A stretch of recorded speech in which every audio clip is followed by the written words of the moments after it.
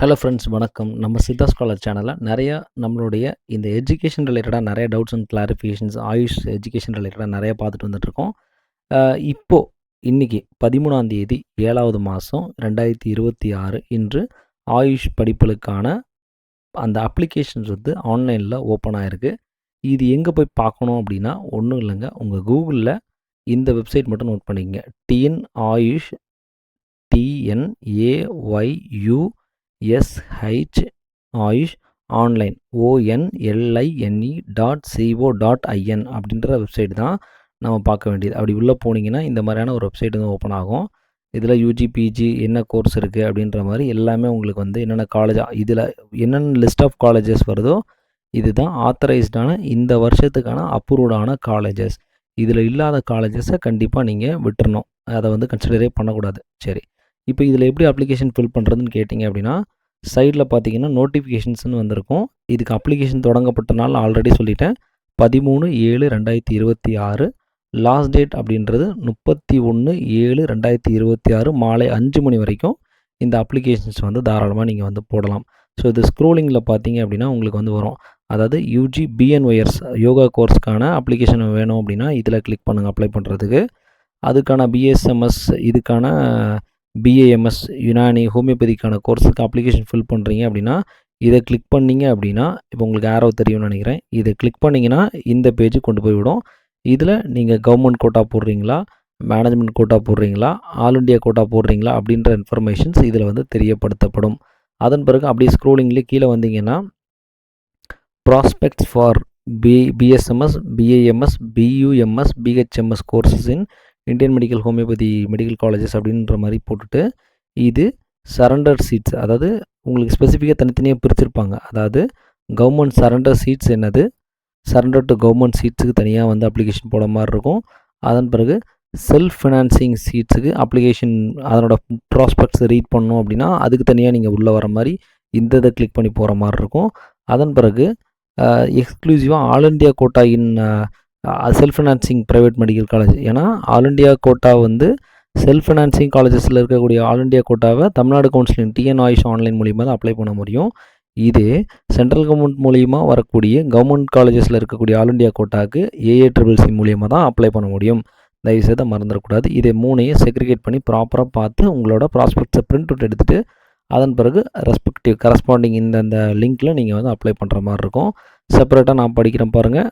Seeds surrender to government, அதான் surrender சீட்ஸ்ன்னு சொல்லுவாங்க. இன்ஸ் ப்ரைவேட் காலேஜஸ் அப்படின்ற மாதிரியான கேட்டகரிக்கும் அதே சேம் டேட் தான் 31/7/2026 அப்படின்றது கொடுத்துருக்குறாங்க. அதன் பிறகு government under management quota seats of self financing colleges, private காலேஜஸில் இருக்கக்கூடிய ஒரு மேனேஜ்மெண்ட் கோட்டா சீட்ஸுக்கு நீங்கள் அப்ளை பண்ணணும் அப்படின்னாலும் 31/7/2026 தான் லாஸ்ட் டேட்டு. அதன் பிறகு பார்த்தீங்க அப்படின்னா உங்களுக்கான all India quota in self financing medical colleges.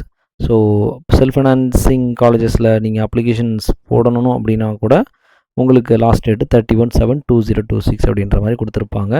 So இது வந்து பார்த்தீங்கன்னா சரண்டர் சீட்ஸு, செல்ஃப் ஃபைனான்சிங் சீட்ஸ்ன்னு சொல்கிறோம் இல்லையா, ஒரு கவர்மெண்ட்டுக்கு ஒரு ப்ரைவேட் காலேஜஸ் எல்லாமே சரண்டர் பண்ண சீட்ஸ் அப்படின்ற மாதிரி ஃபஸ்ட் அப்ளிகேஷன்ஸ் வந்துடும்.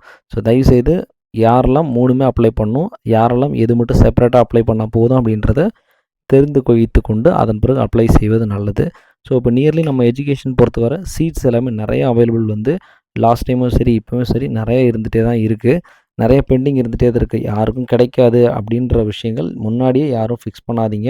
அப்படி யாரும் அந்த மைண்டோடு யாரும் இருக்காதீங்க. ஸோ ஃப்ரீ டு அப்ளை, கண்டிப்பாக நமக்குன்னு இருக்கிற சீட் கண்டிப்பாக வந்து கிடைக்க தான் செய்யும். ஸோ இன்றைக்கி பொறுத்தவரை பார்த்தீங்க அப்படின்னா நம்ம நிறைய விஷயங்கள் வந்து இந்த ரிலேட்டடாக பார்த்துட்டு வந்திருக்கோம். இந்த 2026-27க்கான அந்த கல்வி ஆண்டில் பார்த்தீங்க அப்படின்னா நம்ம கரெக்டாக 5 தமிழ்நாட்டில் ஆயுஷ் கவர்மெண்ட் மெடிக்கல் காலேஜஸ் வந்திருக்கு.